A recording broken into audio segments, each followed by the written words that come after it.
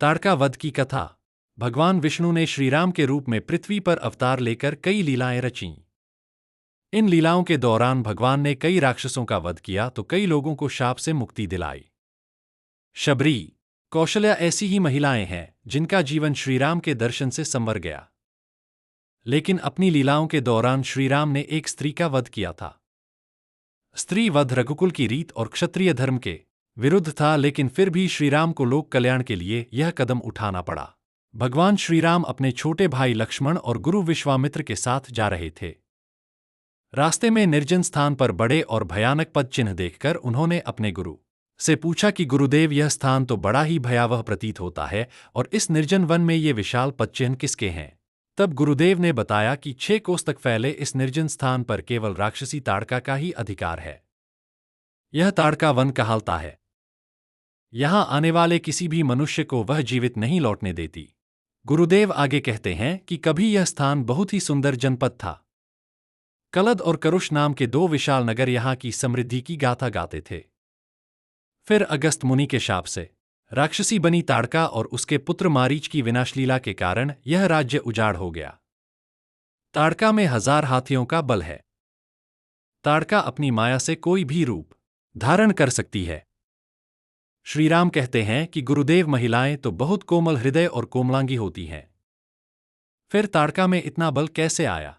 इसके पीछे जरूर कोई रहस्य है। तब गुरुदेव श्रीराम को ताड़का के भूतकाल के बारे में बताते हैं। गुरुदेव कहते हैं कि सुकेतु नाम का एक अत्यंत बलवान यक्ष था, लेकिन उसके कोई संतान नहीं थी। संतान प्राप्ति के उद्देश्य से उसने ब्रह्माजी की कठोर तपस्या की और ब्रह्माजी से संतान प्राप्ति का आशीर्वाद ले लिया। फिर उसके घर ताड़का का जन्म हुआ। सुकेतु चाहता था कि उसकी संतान बहुत बलवान हो, इसलिए ब्रह्माजी ने ताड़का में 1000 हाथियों का बल डाल दिया। जब ताड़का विवाह योग्य हुई तो सुकेतु ने ताड़का का विवाह सुंद नामक राक्षस से कर दिया। सुंद और ताड़का के घर मारीच का जन्म हुआ। मारीच भी अपनी माता के समान बलवान और पराक्रमी था।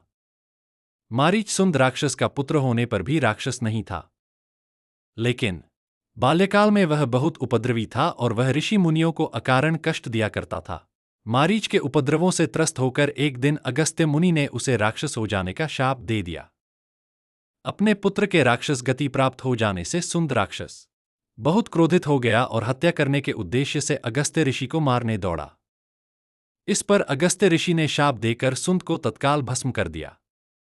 अब अपने पति की मृत्यु का बदला लेने के लिए ताड़का भी अगस्त्य ऋषि को मारने के लिए दौड़ी।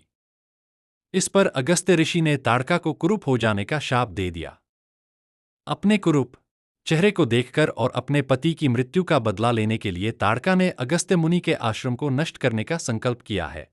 गुरु विश्वामित्र कहते हैं, हे राम, मैं तुम्हें आज्ञा देता हूं कि तुम ताड़का का वध करो और तपस्वी ऋषिमुनियों को उसके आतंक से अभय दिलाओ। तुम्हारे अतिरिक्त इसका वध कोई भी नहीं कर सकता। अपने मन से यह विचार निकाल दो कि यह स्त्री है और स्त्री का वध नहीं करना चाहिए।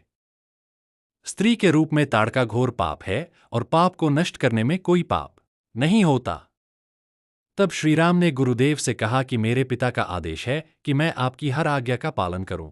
आपके आदेश से मैं इस दुष्टा की जीवन लीला समाप्त करता हूं।